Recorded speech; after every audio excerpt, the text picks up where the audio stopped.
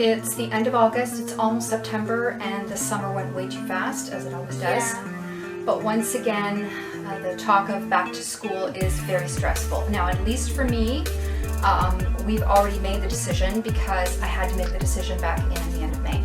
So I got an email from the school board saying, because I had her in remote learning. Since last year, I've kept her home remote learning because I didn't feel like schools were safe. Well, in May of this year, they emailed saying that your child will automatically be switched to in-class, in-school learning unless you register them for remote. So they said if you want them to be back in the brick and mortar schools, you don't have to do anything. They're automatically going to be. But if you want to keep them home for virtual learning, then you have to register. So I for sure made sure to register, even though, I mean, it's hard to tell in the end of May what it's going to be like in September. But I knew COVID was not going anywhere.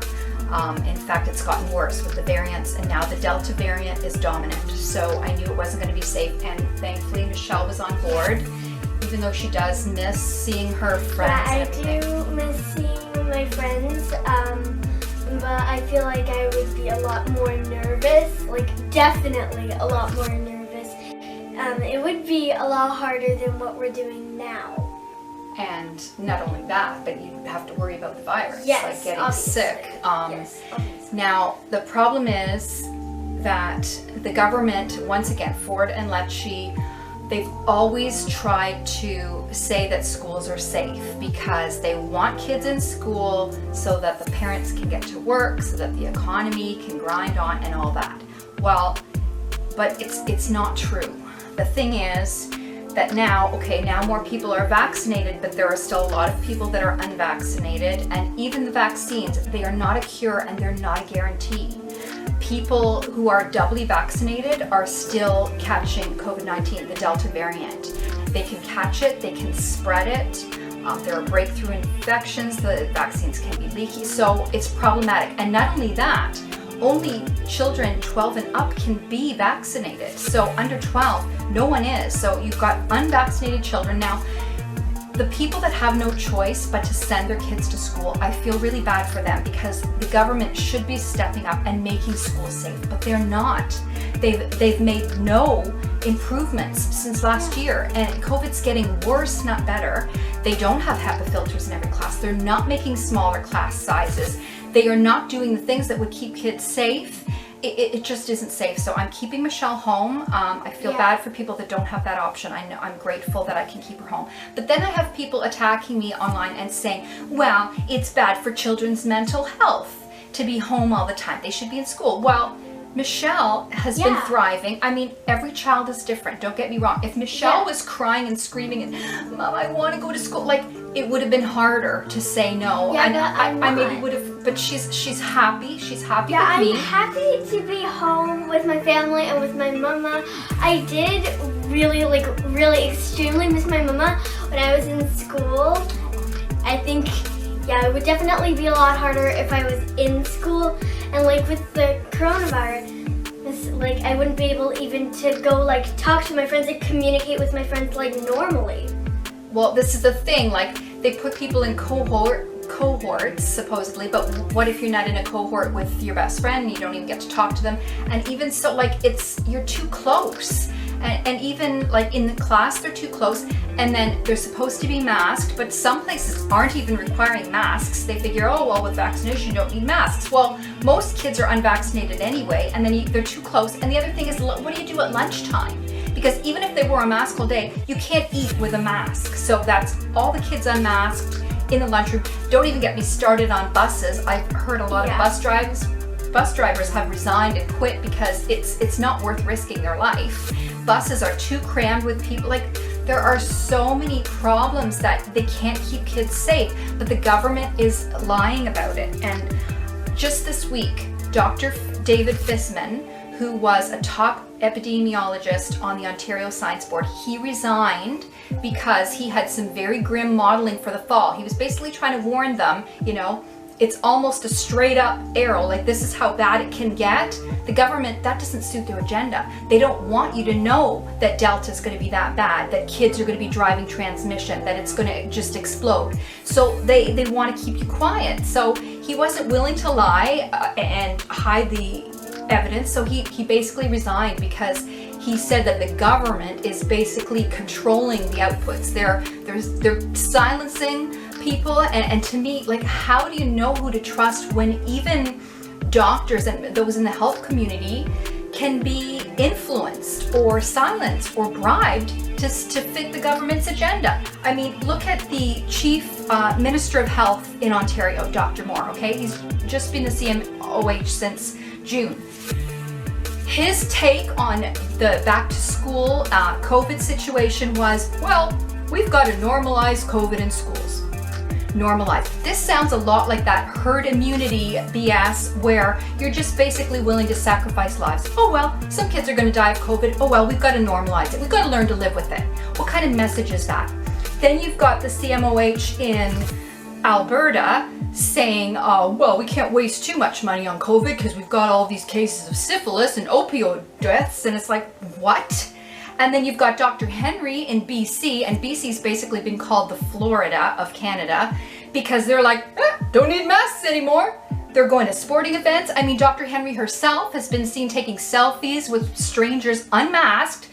There's so much misinformation and disinformation. It's like, how do you even know what to believe? Oh, Miley, what is it? And the US, I mean, it's really gone crazy there because it's so politicized. Well, it's politicized everywhere, but in the US, there are so many anti-maskers, anti-vaccines, and even like Governor DeSantis saying that you can't wear a mask in school, like it's illegal. You can't, like, are you crazy? So you're putting kids in this situation. Now the hospitals are full, ICUs are full, even kids are getting COVID. This is the other thing, okay? For those people that trying to say kids don't get COVID, well, they do, and especially with the Delta variant. Yeah. The Delta variant affects vaccinated and unvaccinated. It affects young and old. It can hit anyone. You still need masks. And this is another problem, okay? One of the ways that they promoted vaccines, and I understand, because for most people, if you are exposed to a lot of people, the benefits of the vaccine outweigh the risks, because your risk of dying from COVID, if it's high, you're better off to take the vaccine, which will be a layer of protection and it prevents most hospitalization and death. However, the vaccines are not perfect. They're not a cure and they're not a guarantee. So in May, everyone was saying, I think even the WHO was saying, if you've been vaccinated, you don't need a mask anymore. Well, and then they found that's not the case. Yeah. That people who are double dose vaccinated can still catch and spread the Delta variant, and they are. So now it's like everyone's got to wear a mask, everyone's got to social distance regardless. But a lot of people were angry because it's like, well, I got vaccinated thinking I could go back to normal. There is no normal yet. It's still a pandemic, and it's gotten worse, not better. It's more dangerous. You should always err on the side of caution. Yeah. It's so hard to know what to do now because there are so many mixed messages. Do you wear a mask or not? All the cleaning that they were doing, all these cleaning protocols, apparently now they're calling it hygiene theater. They're saying that doesn't even do anything. Surfaces don't matter. COVID is airborne. It's the air you need to worry about. So you need really good HEPA filters, or you need to be outdoors, or I don't know, maybe they can have school outside instead and keep people far apart, but they won't. They're not making changes that are going to keep kids safe, so it is not safe. So thank God I'm keeping Michelle home. And don't get me wrong, it's hard. Like, it's hard on her, it's hard on me. We get frustrated. It's a challenge learning from home, but thank God she did well. She's thriving, and thank God she's happy to be home with her mama. I am really happy to be home. And I mean, to me, I have to keep her safe. Yeah. This is an analogy that I thought of, okay, for people that are sending their kids back to school that maybe they did have a choice, you know, because I do know people that work from home and they could have kept their kids home and they're not, either because the kids really want to go back or the parents are yelling at them too much and they just want rid of them, like get out of the house, because some kids are very rambunctious and don't want to do their work at home and can't be disciplined. So a lot of parents are sending kids back. To me, it's like sending them out into a minefield, okay? Some people have this idea that they don't want their kids to miss out.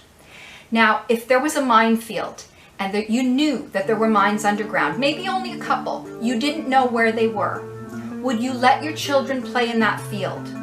Would you say, I don't want them to miss out, and send them out playing, knowing that, yeah, they might be okay, they might run amok and be fine, or they might step on a mine and be blown to bits?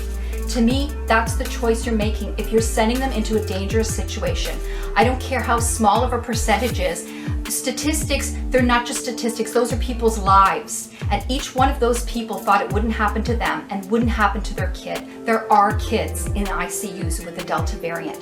You have to take this seriously, and some people are still not. I would rather err on the side of caution. There is nothing on the planet more important to me than Michelle's life. So I'm going to keep her safe no matter what. And I don't care if people want to attack me and say, oh, well, you're crazy and that's bad for her mental health and whatever, you're a helicopter parent, you're a bubble wrap parent. I would rather be overly cautious and be wrong and keep her safe than to not be cautious enough to be negligent or reckless and put her in harm's way, because I can live with it. If this is a mistake, being too careful, I already know it isn't, because you know, evidence will back me up here, but I would rather make a mistake and be too careful and keep her safe than to make the mistake of sending her out like a lamb to the slaughter, like a canary in a coal mine or a guinea pig in an experiment. I am not sending her out and giving a chance. I don't care if it's 1 in 1,000 or 1 billion. I don't want that to be my child. Who would volunteer to have their child be the 1 in 1,000 that dies of COVID? No, thank you. No way. And what's really upsetting, I know there are a lot of parents that do not have that choice. They can't even keep the kids home. They have to go out to work. The government has let them down. Ford right now, instead of reassuring parents, instead of telling them the truth, he's posting photos of himself eating fish and chips, for crying out loud. Like, I literally can't even. I mean, there are parents that are scrambling, that are panicked, that don't know what to do because all these mixed messages and misinformation. What the heck do you believe when even doctors can be bribed and silenced? They want answers, and what do they get from Ford and Lecce? Nothing. But another shoddy, thrown together plan. They have no plan. That's the plan. There is no plan. They think they're just going to open schools, normalize COVID, let the chips fall where they may, and then close down. You know what? I knew schools weren't safe, and when they closed schools down in the last school year, I felt vindicated. It's like, finally the government is even admitting it's not safe. Of course kids are spreading COVID. They spread every other germ. Why not COVID? It's airborne. They finally closed the schools. It's like, okay, I was right. Schools aren't safe. Well, now in September, it's even more dangerous. Like, there's even more chance that they can catch it, spread it, die of it. Like, why would you take that chance? But what can you do? So it's a mess. It's a complete mess. So it's another unsafe September 2021. Just thank God that, thank God I registered her for remote learning.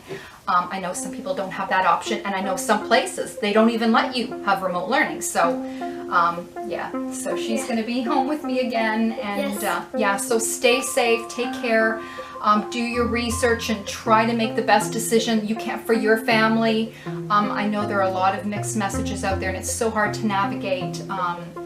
Be as safe as you can, wear a mask, social distance, do as much as you can, and that you can't control what other people do, unfortunately. But I think everyone can see that Ford and Lecce are not honest, and now they're just basically hiding. They're not even talking about school, because what are they going to say? So anyway, take care, stay safe. Bye. Bye.